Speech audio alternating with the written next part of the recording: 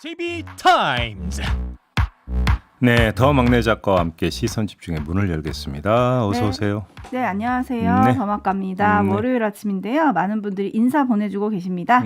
주주삼방님, 새로운 한 주 시작입니다. 모두들 시선 집중과 함께 즐거운 시간 되세요. 라고 보내주셨고요. 예. 문영식님은 한 주가 시작되는 월요일 아침입니다. 시선 집중 굿모닝 최고라고 엄지척 해주셨어요. 고맙습니다. 자, A스타인 가볼까요? 네, 지난주 금요일이었죠. 백영택 중앙방역대책본부 상활총괄 단장이 군의 노마스크 실험 보도에 대해서 아직 방역당국과 협의는 없었다. 협의를 통해서 결정할 문제다라고 입장을 그때 전해줬었잖아요. 네.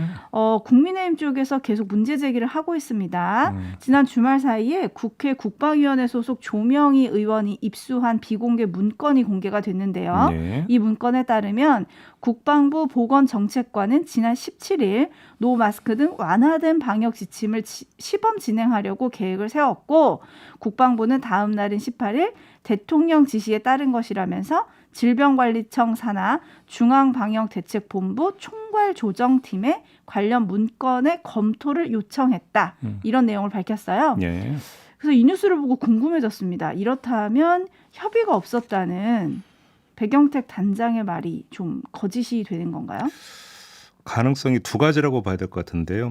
한 가지는 일단은 국방부는 검토 문건을 보냈다는 거잖아요. 네. 그러면 접수 단계에서 뭔가 방역 당국 안에서 커뮤니케이션이 제대로 안 됐을 가능성이 하나가 있을 수가 있고 그게 아니면 또 한 가지는 서로 이야기하는 바가 다른 것 같아요. 무슨 이야기냐면 방역 당국은 문건을 보는 게 중요한 게 아니라 이제 그걸 시발점으로 서로 협의 논의를 해야 되는 건데 네. 그 후속 논의까지는 아직 진행이 안 됐다라는 뜻으로 이야기를 한 것일 수가 있고 네. 국방부는 우리가 검토 요청을 했으니까 검토 결과를 받으면 되는 건데 아직 안 왔다. 뭐 이런 차원의 이야기라고 한다면 서로 방점이 약간씩은 다를 수가 있는 거죠. 네. 하지만 상식적으로 생각을 해볼 때 이거는 방역 당국의 전문적인 판단을 반드시 거쳐야 되는 문제 아니겠습니까?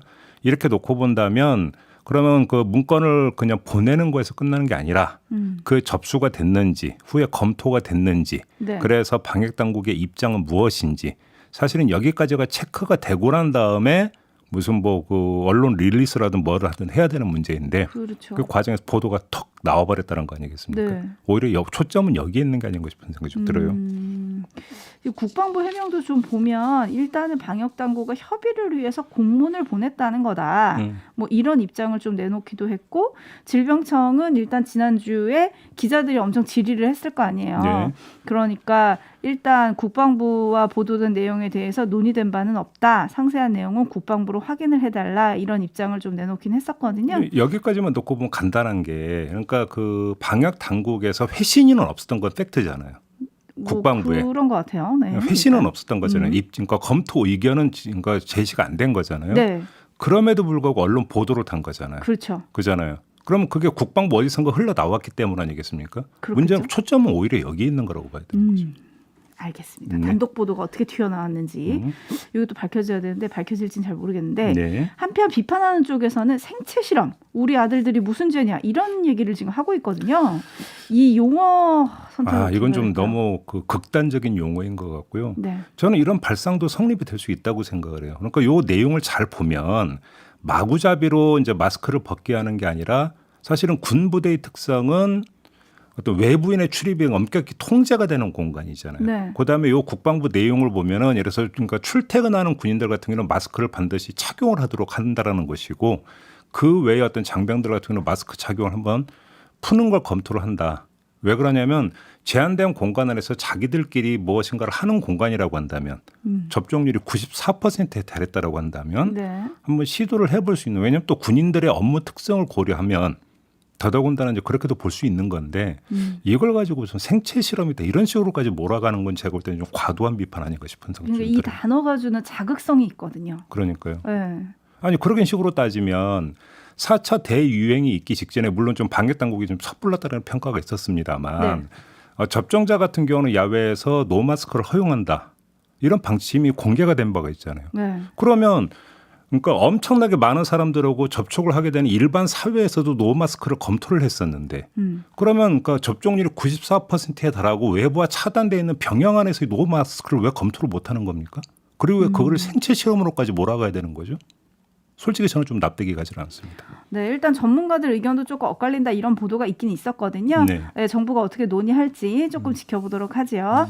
자, 뉴스와 분석이 함께하는 제이비타임즈 오늘 주목할 뉴스 챙겨드리겠습니다. 첫 번째 뉴스는 계속 뜨거운 이슈네요. 뉴스의 한가운데에 있는 인물 윤희숙 국민의힘 의원 관련 이야기 좀 잠깐 해보겠습니다. 네.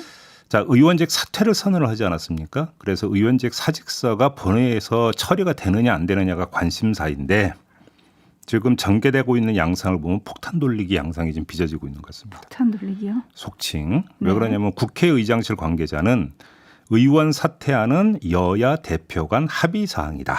이렇게 말했어요. 네. 국회의장이 임의로 독자적으로 판단해서 본회의에 부의하는 게 아니라 여야 간에 합의가 있으면 부의한다. 그러니까 국회의장이 단독으로 부의하는 일은 없을 거다라는 뜻이 되겠죠. 네. 그럼 민주당 입장은 뭘까요? 이용빈 대변인은 윤희숙 의원이 자신의 의원직 사퇴 발표가 희화화되는 것이 싫다면 탈당을 먼저 하고 이후 조사 결과에 따라 정치 행보를 결정하는 게 진정성 있는 정치인의 자세다.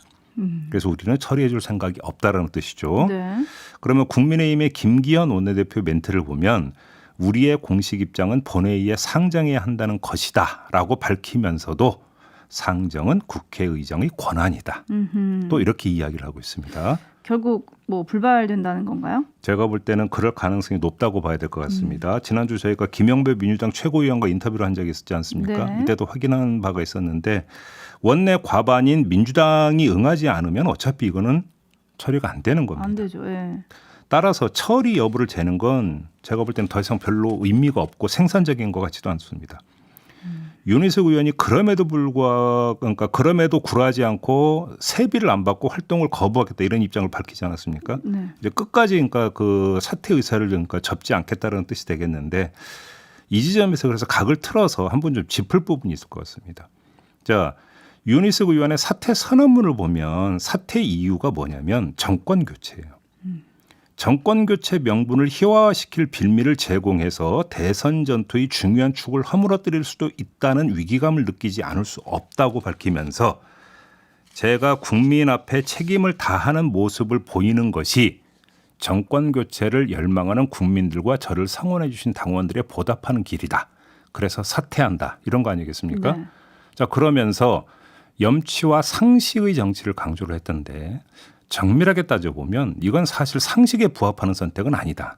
이렇게도 볼 수 있을 것 같아요. 어떤 점에서요? 자, 윤희숙 의원의 사고는 오직 하나에 맞춰져 있는 거 아니겠습니까? 뭐냐? 당원의 어떤 입장에서만 지금 바라보고 있다는 겁니다.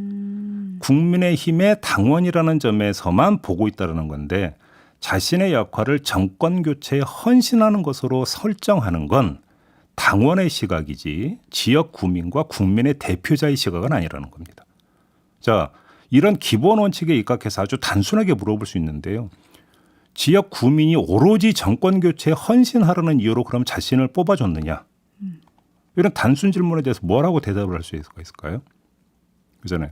국민의 대표자라는 호칭에는 특정 정당을 뛰어넘는 대한민국 공동선 그러니까 구현에 헌신해야 한다라는 의무 규정이 깔려 있는 것으로 해석을 해야 되는 거 아니겠습니까? 네. 자, 윤희숙 의원이 정말 정권 교체가 제1의 가치라고 생각한다면 오히려 민주당 대변인의 논평이 더 현실에 맞을 수도 있어요. 그러니까 자신의 존재가 정권 교체에 방해가 된다면 그럼에도 불구하고 국민의 대표자 역할은 또 다해야 되는 의무를 수행하려 한다면 그거는 의원직 사퇴가 아니라 오히려 국민의힘 탈당이 오히려 더 현실적인 선택일 수가 있는 거죠. 그렇지 않습니까? 논리적으로만 따지면. 네. 그런데 왜 자꾸 사퇴를 고수를 하는가? 이거는 뭐 이 당이 어떤 입장이냐 저 당이 어떤 입장이냐 이런 정치공학적으로 접근할 때도 필요하지만 네. 원칙에 입각해서 바라볼 때도 필요한데 제가 지금 볼 때 이 사안은 원칙에 입각해서 바라볼 측면이 있다. 이렇게 말씀을 드릴 수 있을 것 같습니다. 그런데 뭐 어쨌든 지금 약간 말씀하신 부분과 조금 다르게 윤희숙 의원 측은 사퇴안 처리에 굉장히 강조를 하는 것 같아요. 네. 그러면서 사퇴안 처리가 불발이 되면 직업 선택의 자유를 고리로 해서 헌법 소원을 제기하는 것도 검토하고 있다. 이런 보도도 있더라고요. 근데 정확히 그러니까 물론 그 대한민국 헌법에 직업 선택의 자유가 명시되어 있지만요. 네. 국회의원은 선택된 사람입니다. 네. 국민에 의해서 선택된 사람이거든요. 다시 말해서 선택된 사람이라고 하는 것은 선택의 주체인 국민의 뜻을 존중해야 된다라고 하는 의무가 따르게 됩니다. 출마는 나의 의지지만 당선이 된 거는 국민의 선택이라는 그러니까 그래서 조금 거죠? 전에 제가 얘기했잖아요. 당원으로서만 바라보지 말고 지역 국민의 대표자이자 국민의 대표자로서의 의무가 뭔지를 한번 바라보라는 얘기가 그래서 드리는 말씀이에요. 네, 알겠습니다. 촌철님들 반응이 뜨겁네요. 3860님. 윤희숙 의원 사태로 부동산 의혹에서 본인 스스로에게로 이슈를 돌려버렸네요. 머리가 좋은 것 같습니다. 이런 의견이시고요. 홍성익님은 국민의힘 지도부가 바로 제명하는 것이 상식 아닌가요? 라는 의견을 보내주셨네요. 네. 근데 네. 국민의힘에서는 윤희숙 의원의 거는 문제가 없다. 그렇죠. 이렇게 해버렸으니까 제명의 명분이 없는 거죠. 네, 그렇죠. 국민의힘 입장에서는. 네, 한편 윤희숙 의원이 사퇴 선언 이틀 만에 지난 금요일 날 다시 기자회견을 했잖아요. 네. 저희가 이걸 다루지 못했기 때문에 잠깐 살펴보면 핵심은 그거예요. 자신을 발가벗겨서 수사를 받겠다. 공수처에 나를 의뢰할 거고 만약에 공수처가 못한다면 합수본에 다시 의뢰하겠다.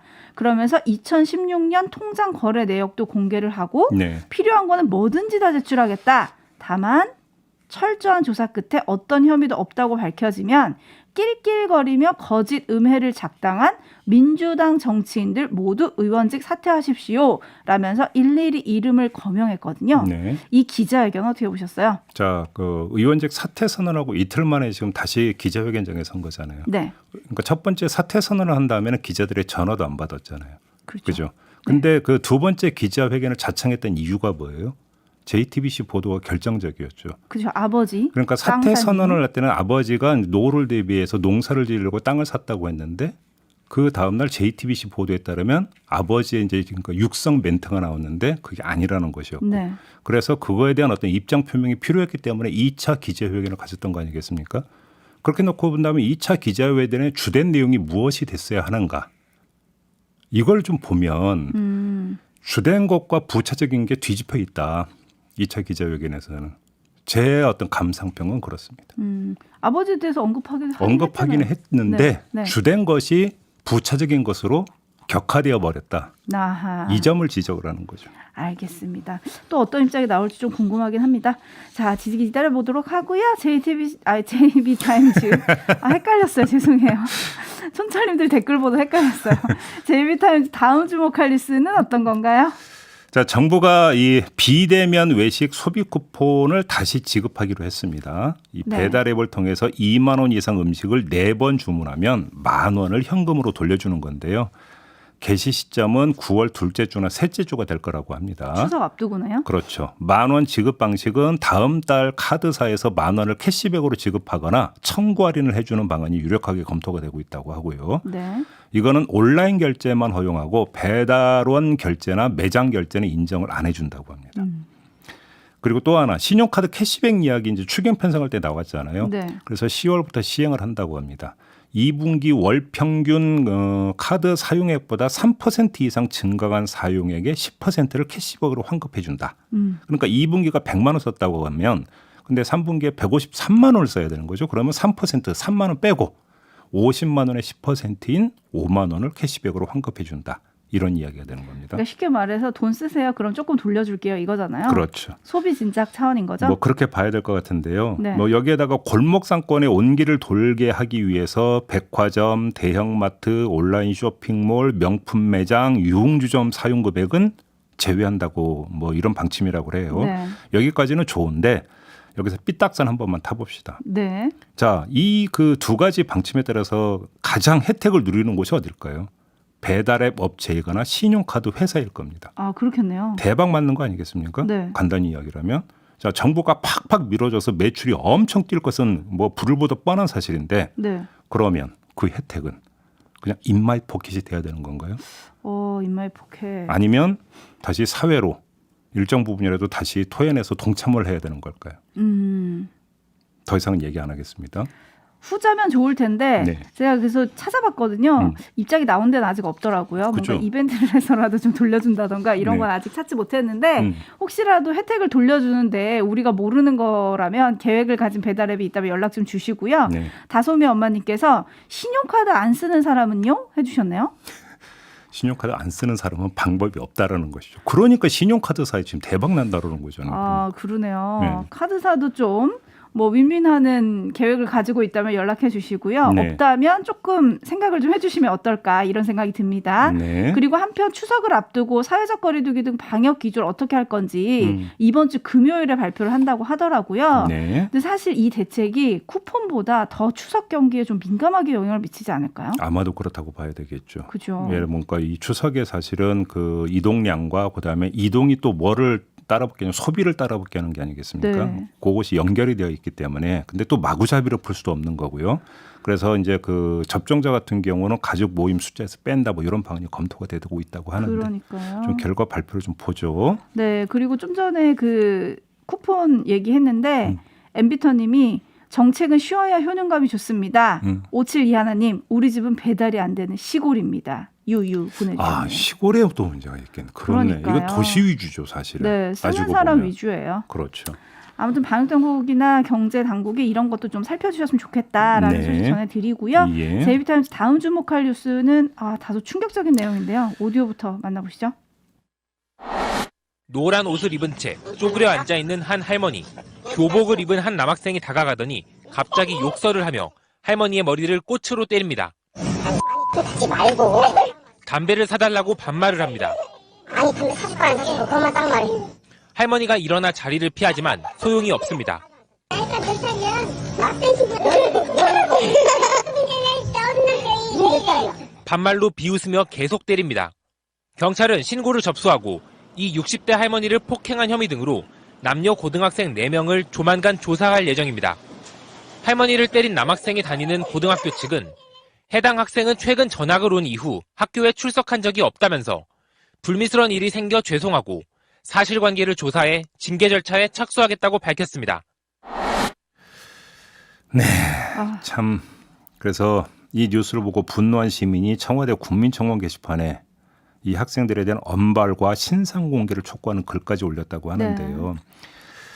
철없는 학생들이 벌인 짓이라고 두둔하는데도 한계가 있는 거 아니겠습니까? 17살이면 노인 공경은 못해도 무엇이 폐륜인지는 알 나이잖아요. 그럼요. 그런 점에서 나이를 앞세우고 고려할 일은 아닌 것 같습니다. 이 사건 같은 경우는. 네. 이 사건을 접하면서 든 생각은 이 사건이 모방범죄인지 아니면 모방범죄를 낳을 사건인지가 저는 헷갈린다라는 건데요. 영화나 드라마에서 비스무리한 장면 저 본 적이 있거든요.